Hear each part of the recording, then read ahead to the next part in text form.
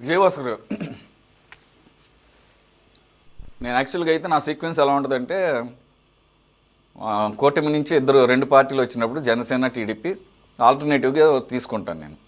కానీ ఈరోజు considering the subject కొద్దిగా ఇది దాని ఏమంటారు, మీ ఇద్దరి మధ్యలోని పొరపచ్చాలు వచ్చే రకంగా ఉన్నాయి కాబట్టి I will take TDP straight away. So విజయవాసర్ గారు సేమ్ క్వశ్చన్ సార్. యాక్చువల్గా వెంకటేశ్వర్ల గారిని అడిగిందే ఏంటది, ఇదేం పెద్ద హార్ష్ వర్డ్ ఏం కాదు, పొలిటికల్ ఇమ్మెచ్యూరిటీ అనాలా, లేదంటే కనుక ఒక తొందరపాటు మాటగా పరిగణించాలా, లేదంటే ఆయన ఓవర్ కాన్ఫిడెన్స్ అనుకోవాలా, లేదంటే కనుక ఏముందలే జనసేన మేము ఏం చెప్పినా ఉంటుందనే ఒక రకమైనటువంటి తేలిక భావన. కూటమి ధర్మం అంటే ఏంటి, అందరూ ముందు చర్చించుకున్న తర్వాత అందులో ఎలక్షన్స్ సంబంధించిన విషయంలో సీట్లు అనేసరికి అది చాలా ఇంపార్టెంట్ కాబట్టి ఆ రకంగా కథ రావాల్సింది. ఏకపక్షంగా వస్తే ఎటువంటి సిగ్నల్స్ వెళ్తాయి? ఆల్రెడీ ఓ పక్కన జన సైనికుల్లో కొంత అసంతృప్తి ఉందని చెప్పేసి వినపడతా ఉంటుంది. వాటిని ఎంతవరకు తగ్గించుకునే కార్యక్రమం చేసుకోవాలి, కానీ అవతల పార్టీలో ఆందోళన లేదంటే కనుక అభద్రతా భావం రేకెత్తించే ఆ రకంగా తీసుకోవటం వలన, మాట్లాడటం వలన కూటమికి ఎంత శ్రేయస్కరం, టీడీపీ పార్టీగా మీకెంత శ్రేయస్కరం? ఇప్పుడు మనం ప్రజాస్వామ్యంలో ఉన్నాం కదా. ప్రజాస్వామ్యంలో ఉన్నప్పుడు ప్రజల మధ్య చర్చ జరుగుతుంటుంది. నిరంకుశ పాలన, నిరంకుశ పార్టీ అయితే అభిప్రాయాలు వ్యక్తం చేస్తే శిరచ్ఛేదం జరుగుతుందనో, జైలు శిక్ష పడుతుందనో, లేకపోతే దెబ్బలు పడతాయనో భయం ఉంటుంది.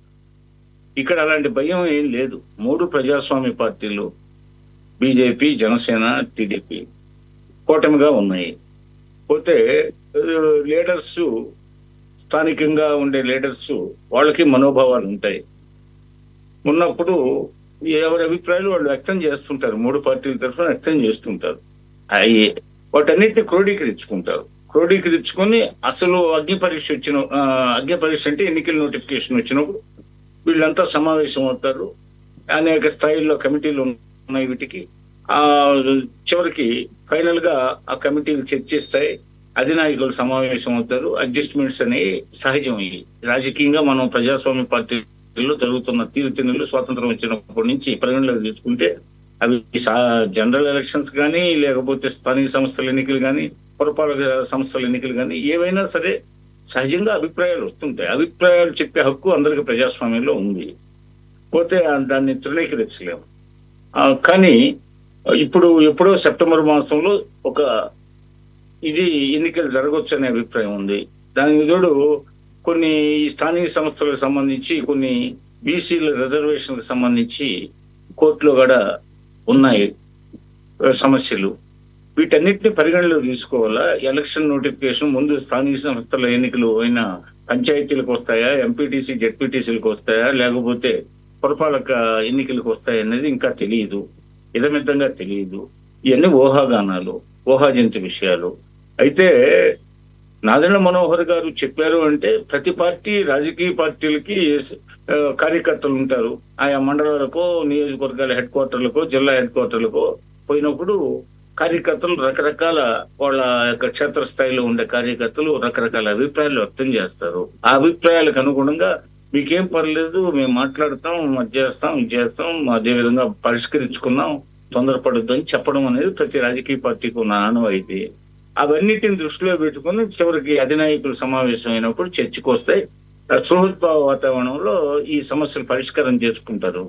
పోతే ఇవన్నీ 3 పార్టీలు కలిసి ఉన్నప్పుడు అది పెద్ద ఉమ్మడి కుటుంబం లెక్క. ఉమ్మడి కుటుంబంలో అభిప్రాయాలను అందరూ వింటారు, చర్చించుకుంటారు, చివరికి ఒక పరిష్కారానికి వస్తారు. అంతేగాని బయట శక్తులకు అవకాశం అనేది ఉండదు. ఇక్కడ ఈ విషయంలో ఇక్కడ ఏమి పంతాలు పట్టింపులు ఏమి ఉండవు. పోతే క్షేత్రస్థాయిలో ఉన్న సమస్యలు కూడా పరిగణలోకి వస్తాయి. స్థానిక సంస్థల ఎన్నికలు అంటే ముఖ్యంగా మనకి అశోక్ మెహతా కమిటీ ప్రకారం పంచాయతీరాజ్ వ్యవస్థ 1959లో ఆయన అశోక్ మెహతా కమిటీ ఇచ్చిన ఇది ప్రకారం అసలు ముందు పదవుల కంటే ముఖ్యం ఎందుకు స్థానిక సంస్థల ఎన్నికలు జరుపుతున్నాం, ఎందుకు స్థానిక పురపాలక సంఘ ఎన్నికలు జరుపుతున్నాం, అట్లాగే సహకార సంఘ ఎన్నికలు ఎందుకు జరుపుతున్నాం, అనేది ముఖ్యంగా మనం ప్రశ్నించుకోవాల్సిన విషయం. అంటే శాసనసభలు చట్టాలు చేస్తాయి, పార్లమెంట్లు చట్టాలు చేస్తాయి. ఈ చట్టాలన్నీ క్షేత్రస్థాయిలో అమలు జరుగుతున్నాయా లేదా, అమలు జరిగితే వాటి తీరుతెన్నులు ఏంటి, అదేవిధంగా లోకల్ గా అంటే నీతి ఆయోగ్ దృష్టికి పోని విషయాలు, అంటే ప్లానింగ్ కమిషన్ దృష్టికి పోని విషయాలు, అదేవిధంగా ప్రధానమంత్రులు వారి మంత్రుల దృష్టికి పోలేని విషయాలు, ముఖ్యమంత్రి వాళ్ళ దృష్టికి పోలేని విషయాలు ఏదైనా ఉంటే ఈ సర్పంచులు, ఎంపీటీసీలు, జెడ్పీటీసీలు, అట్లాగే సింగిల్ విండో ప్రెసిడెంట్లు, పురపాలక సంఘ చైర్మన్లు, అదేవిధంగా మేయర్లు, కార్పొరేటర్లు, కౌన్సిలర్లు, వీళ్ళంతా స్థానికంగా ఉండే మైక్రో మ్యాక్రో లెవెల్ సమస్యల్ని చట్టసభల దృష్టికి తీసుకురావడానికి, పోతే ప్రభుత్వాలని ఏలేటటువంటి ఏలికల దృష్టికి తీసుకురావడానికి నిర్ణయించబడి ఈ స్థానిక సంస్థల ఎన్నికలు. పోతే వాటికి ప్రజాప్రతినిధులుగా వీళ్ళని ఎంపిక చేసుకున్న తర్వాత ఓటర్స్ అసలు ఆశయాలు నెరవేరుతున్నాయా లేదా అనేది ఎప్పుడో మనకి 1947లో స్వాతంత్రం వచ్చింది, గ్రామ స్వరాజ్యం కలలు కంటున్నాము. మరి మహాత్మా గాంధీ గ్రామ స్వరాజ్యం ముఖ్యం, భారతదేశం గ్రామాల్లో ఉందని చెప్పాడు. నిజమే, ఎంత ఇప్పుడు మైగ్రేషన్ జరిగినా, ఎంత విద్య లిటరసీ రేట్ పెరిగి ప్రపంచ దేశాలకు ఉద్యోగాల కోసం ఉద్యోగార్థులుగా వలస వెళ్తున్నా ఇంకా భారతదేశం గ్రామాల్లోనే ఉంది. ఇప్పటికీ గ్రామాల్లో ఇంకా 60% ఇంచుమించు 57-58% గ్రామాల్లోనే ఇవన్నీ ఉన్నాయి. పాడి పరిశ్రమలంతా, వ్యవసాయం, చేనేత, కలుగీత కార్మికులు, పోతే అందరూ ఉన్నారు, అక్కడే ఉంటున్నారు. అందువల్ల ఏంటంటే అక్కడి నుంచి వచ్చే ఉత్పత్తులే ఏటికైనా ముడి సరుకు, ఇంధనం. పోతే అందువల్ల చోదక శక్తి గ్రామీణ భారతమే. కాబట్టి ఈ గ్రామీణ భారతాన్ని ఉద్ధరించాలంటే స్థానిక సంస్థల ఎన్నికలు జరగాల. జరిగినప్పుడు ప్రజాప్రతినిధులు ఎన్నుకుంటారు. కాబట్టి ఎన్నుకునే ముందు అక్కడ స్థానికంగా ఉన్న సమస్యల్ని అవగాహన ఎవరెవరికి ఉంది, పోతే ఎవరైతే ఉండడమే కాకుండా సమర్థవంతంగా ఎవరైతే పంచాయతీ సర్పంచ్గా వెనుకొస్తారు, ఎంపీటీసీ సభ్యుడిగా వెనుకొస్తారు, అదే జడ్పీటీసీ సభ్యుడిగా పనికొస్తారు, జిల్లా పరిషత్ చైర్మన్లుగా, మున్సిపల్ చైర్మన్లుగా, కార్పొరేటర్స్ గా, కౌన్సిలర్లుగా ఎవరు పనికొస్తారు, సింగిల్ విండో ప్రెసిడెంట్లుగా, ఈ సామర్థ్యాన్ని, అదేవిధంగా స్థానికంగా వారికి ఉండే అవగాహనని, అదేవిధంగా స్థానికంగా వాళ్ళకి ప్రజల మద్దతు, స్థానిక సంస్థల ఎన్నికల్లో పార్టీల బలాబలాలతో పాటు వ్యక్తుల ఇమేజ్ కూడా పనిచేస్తుంది. అక్కడ గ్రామాల్లో ఎప్పటి నుంచో పెద్దరికంగా ఉండేవాళ్ళు, పెద్ద దిక్కులు ఉంటారు, వాళ్ళకి చాలా విలువ ఉంటుంది. అక్కడ స్థానిక సంస్థల ఎన్నికలు వచ్చేటప్పటికి అక్కడ పెద్ద దిక్కు ప్రభావవంతంగా, ప్రభావశీలంగా ఉంటుంది. కాబట్టి వీటన్నిటిని పరిగణలో తీసుకుంటారు. కాబట్టి ఇప్పుడు ఇప్పుడు మనం చర్చలో ఉన్నట్టు, ఇప్పుడు నాదెండ్ల మనోహర్ గారు వారి పార్టీ కార్యకర్తల మీటింగుల్లో జరిగినప్పుడు వాళ్ళ హార్ట్ బీట్స్ అన్ని గమనించి ఆయన మనం ఇంకా ప్రయత్నం చేద్దాం, అట్లాగే మీరు చెప్పిన విషయాలన్నింటినీ పవన్ కళ్యాణ్ గారి దృష్టికి తెస్తాం, అదేవిధంగా రేపు కూటమిలో ఇతర పార్టీల దృష్టికి తెస్తాం, అదేవిధంగా చంద్రబాబు నాయుడు గారు, అదేవిధంగా బీజేపీకి సంబంధించి మాధవ్ గారు, సత్య గారు, వీళ్ళందరి దృష్టికి తెస్తాం. అందరం మాట్లాడుకుని సామరస్యంగా గత సాధారణ ఎన్నికల్లో ఏ విధంగా పార్లమెంటు, శాసనసభ ఎన్నికల్లో మనం ఐక్యంగా ఉండి కలిసి ఉంటే కలదు సుఖం అనే రీతిలో మనం కలిసి ఉంటేనే ప్రజల్లో కూడా ఐకమత్యం, ఐక్యతా రాగం పల్లవిస్తుంది.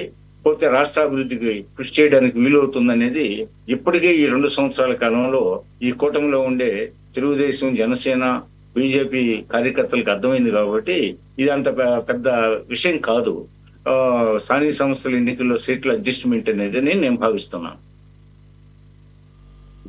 మీరు లోకల్ బాడీ ఎలక్షన్స్ యొక్క ప్రాముఖ్యత వాటి గురించి ఎక్కువ చెప్పారు, కానీ చివరిలో ఏదో అట్లా టచ్ చేసి వదిలేశారు.